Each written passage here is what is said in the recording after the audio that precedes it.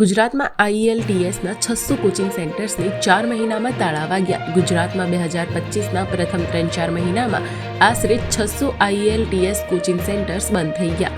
ગુજરાતમાં આઈએલટીએસની સૌથી મોટી અસર પડી. કેનેડાના વિઝાના નિયમો કડક થતાં 41% અરજીઓમાં ઘટાડો થયો. અરજીઓનો ઘટાડો થતાં આઈએલટીએસ પર માઠી અસર.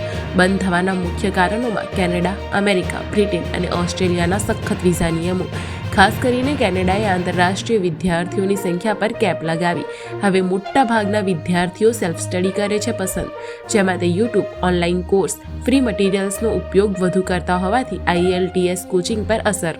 ઘણા કોચિંગ સેન્ટર્સ ઓનલાઈન મોડલ પર શિફ્ટ થયા હોવાથી પણ ફિઝિકલ મોડેલને અસર.